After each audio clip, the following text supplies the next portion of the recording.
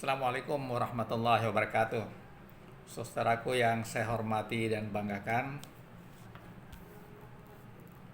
di berbagai platform masih viral tagar kabur aja dulu. Masalah ini menarik perhatian kaum generasi muda pada khususnya, dan lebih khusus lagi mereka yang berpendidikan baik, baik di dalam maupun luar negeri, yang melihat fenomena Indonesia tidaklah dalam keadaan baik-baik saja.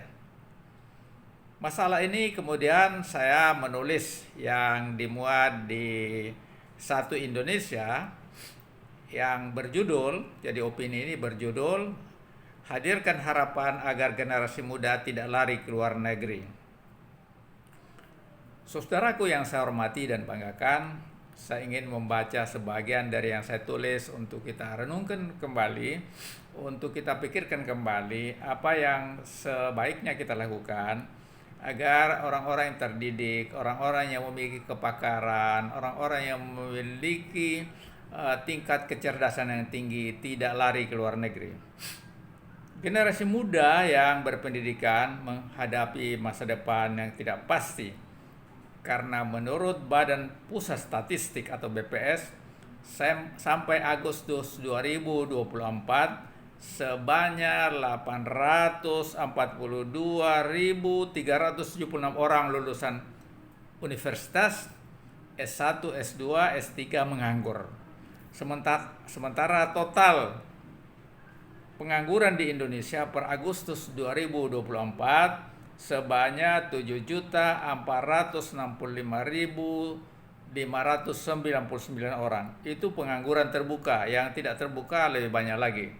Teman-teman semuanya, kalau tidak ada masa depan di dalam negeri, generasi muda yang berpendidikan cenderung memilih kabur ke luar negeri. Seperti tagar ya yang lagi viral di berbagai platform, kabur aja dulu. Tidak saja bekerja di luar negara lain, tetapi sebanyak warga negara menjadi warga negara di negara yang memberi gaji, jaminan kesehatan dan pendidikan bagi anak-anak mereka, termasuk yang menawarkan beasiswa. Sebagai contoh, banyak WNI menjadi warga negara Singapura. Syaratnya mudah, cukup mengisi formulir secara daring. Hanya yang diterima sebagai warga negara Singapura dipastikan adalah pebisnis yang tajir dan ilmuwan yang berkualifikasi tinggi. Fenomena generasi muda kabur ke luar negeri tidak terlepas dari pengelolaan negara yang buruk dalam 10 tahun terakhir. Banyak industri manufaktur dan industri tekstil kabur akibat maraknya impor ilegal dan ilegal. Selain itu, proyek strategis nasional dengan dalih investasi, aparat tega menggusur rakyat dari tempat tinggal dan hidup. Juga hilirisasi nikel misalnya. Pekerja di tingkat supervisor, manajer, dan direksi semuanya dari negara yang berinvestasi.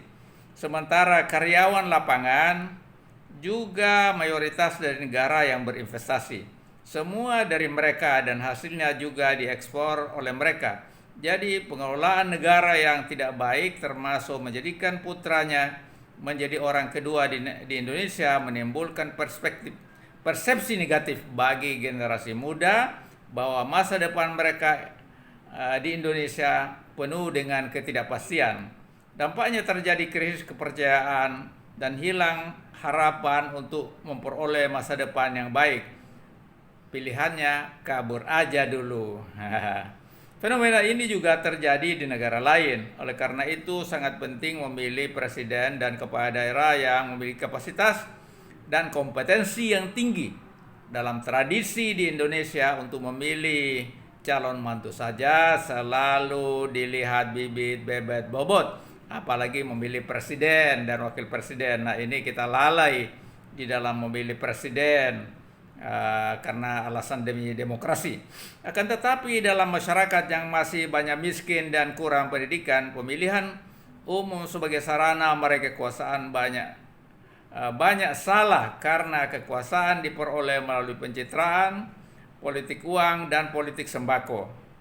Bangsa Indonesia, ini terakhir tulisan saya ini, bangsa Indonesia patut bersyukur Tuhan masih sayang pada rakyat Indonesia, sehingga yang menjadi presiden adalah Prabowo Subianto yang memiliki kapasitas dan kemampuan yang hebat, sehingga memberi optimisme dan harapan baru akan masa depan Indonesia yang baik bagi generasi muda dan seluruh bangsa Indonesia. Sehingga ke depan kita harapkan tidak perlu kabur ke luar negeri, karena hidup di Indonesia bisa sejahtera dan makmur. Inilah saudara-saudara tulisan saya yang saya publikasikan di Satu Indonesia, dan nampaknya banyak sekali yang membaca tulisan ini, banyak yang tertarik saudara dengan tulisan ini, dan sampai sekarang masih viral. Teman-teman semuanya, persoalannya adalah trust. Nah, saya menganjurkan betul Presiden Prabowo bagaimana menumbuhkan trust. Cara menumbuhkan trust itu antara kata dengan perbuatan itu sama. Satunya kata dengan perbuatan. Jadi kalau itu dilakukan, misalnya mau berinvestasi kemudian dilakukan kajian dulu. Jangan seperti yang di masa lalu itu sudah ditetapkan harus membangun IKN, baru dilakukan studi kelayakan. Ya tentu hasilnya melegalisasi atau melegalisir apa yang sudah diputuskan. Dan saya kira inilah sesungguhnya cara-cara yang nggak benar, yang kemudian menimbulkan masalah kita sekarang ini. Jadi teman-teman, masalah ini kita harus sikapi dengan tenang, tetapi mencari solusi.